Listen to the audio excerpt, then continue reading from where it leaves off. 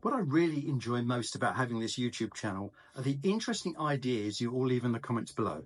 Please keep them coming. To broaden the conversation, I thought it might be fun to create a video about my top 5 watches, which I would add to my collection if money was no object. I thought this might be a hard subject to cover, but I actually found it very easy. It's always worth remembering that this is a purely personal and emotional choice, as any watch purchase is, but I thought you might enjoy the inspiration behind my selection. My selection is in no particular order, and whilst I would say money is no object, the financial is not my reasoning for this selection. You may be surprised that there is just one big name in my list, but this is not about big names, it's about my personal love of watches. I'd like to hear in the comments below what your top 5 watch collection would be. I always say that the watch you want is the one that keeps coming back into your mind, the one that got away. And certainly all of these watches and the people who make them stay in my mind and have done for years. So let's begin, and this is in no particular order. The Omega Seamaster 200 SHOM. I like dive watches, I like different, and I like history. Amongst many icons made by this legendary Swiss manufacturer is the unique and individual and angular Seamaster 200, known as the SHOM.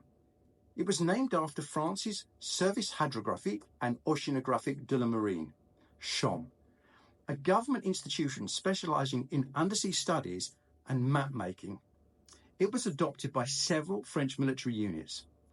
Made from a billet of Swedish stainless steel, it is synonymous with an era of experimentation and innovation by Omega on land, sea and air. The Sinn 140A. This is the only watch that I've owned on this list and mistakenly sold. This is the Sinn 140A chronograph, a recreation of the watch inspired by the D1 space shuttle mission. It features Sinn's SZ01 movement, a clever modification of the ETA 7750 to feature a centrally mounted minute hand to emanate its forebears Lemania 5100. I sold mine to a good friend who weekly asked me if I would sell it, and I wish I hadn't. I would have to replace this watch with this exact model, now long sold out, manufactured at the old Helmut Sinn established Frankfurt factory, which I had the privilege of visiting many times and chatting with the original SZ01 engineering team. Habring. In the good old days of Baselwald, one of the few places of sanctuary was the hotel, now called the Hyperion, and many friends, journalists and independents used to make their homes at the coffee tables in the foyer of the hotel for the entire week. In a year that escapes my memory, I found myself sitting with Richard and Maria Habring, two of the nicest, most humble people I have met in the watch industry. This husband and wife duo have for 20 years run their eponymous brand Habring, a fine example of independent watchmaking offering fascinating complications at subjectively accessible prices. I genuinely think I could build a collection of Habrings alone. Originally utilising the train work of the ETA 7750, have a look at my video on this amazing movement elsewhere on this channel, Habring have now developed their own in-house A11 movement. I suppose a Doppel 38 split-second chronograph would have to be an initial purchase. Do take a look at the Habring website.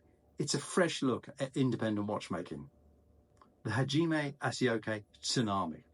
I think it was about 2015 that I was working at the late and legendary Basel Watch Fair. Just a few booths up from me was the AHCI booth, an association of independents founded by, amongst others, the great Vincent Calabresi. On this stand was a watch, a simple watch, that etched itself in my brain for years. I often say that simple is very hard to achieve in watchmaking, but here on this stand was the Hajime Asaoka Tsunami, a watch that embodied everything that appeals to me in watchmaking. Simple, understated, elegant and sophisticated. This was a watch that I could wear every day, and one to which I could honestly say that only the well-informed watch lover would recognize or understand. Hajime Asaoka is a Japanese independent watchmaker who has today found widespread appeal with his Korono Tokyo project, but his simple and sophisticated Tsunami still stings to me. Hajime started his career as a project designer and as a self-trained watchmaker. The 37mm Tsunami is an Art Deco-inspired watch with black and grey tones and is powered by an in-house movement notable for its large balance wheel and exceptional finishing. For me, it's a fine example of a do-anything, go-anywhere watch. With production in such small numbers, it is a watch that I should have acquired, but sadly now probably never will. But the fact it exists gives me much happiness. Frodshams. I first met Richard and Philip from Frodshams over a decade ago, and we became firm friends. It is still absolutely magical for me to visit them in their St James's HQ. It's a step back in time to what I think is the most historically significant eras of watchmaking. Charles Frodsham & Co. have been in business continuously since 1834. Founded by Charles Frodsham, who bought the business from John Arnold, who was its founder in 1761. The Frodsham wristwatch took 16 years to develop, and it was a departure from Frodsham's usual work of restoring original clocks and pocket watches and their recreation of Harrison's truly incredible H3 and H4 chronometers. If you don't know the story of Harrison's chronometers, do read this book. It's amazing.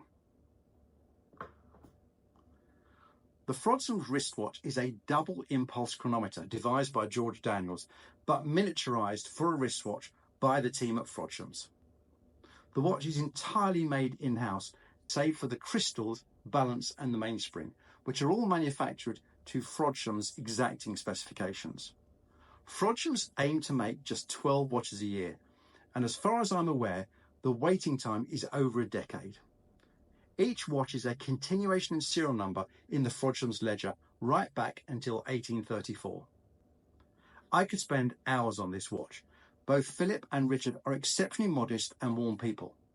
I have had the absolute privilege of showing them all our Helicon work from concept to production, and I listen avidly to their advice. This is important. To own a Frodshams is not merely buying a watch, and this is really key. You are commissioning a significant piece of horological art. You are custodian for a Frodsham. You are making history with them. In our very own small way at Helicon, that's what we want. I spend many hours talking to our customers around the world, and it's an absolute pleasure. It's not mere ownership, it's immersing yourself into a wonderful world of creating these miniature marvels. Thank you so much for watching, and if you enjoyed this video, don't forget to like, subscribe, and hit the bell icon so you don't miss the next one. Until the next time, happy watch collecting.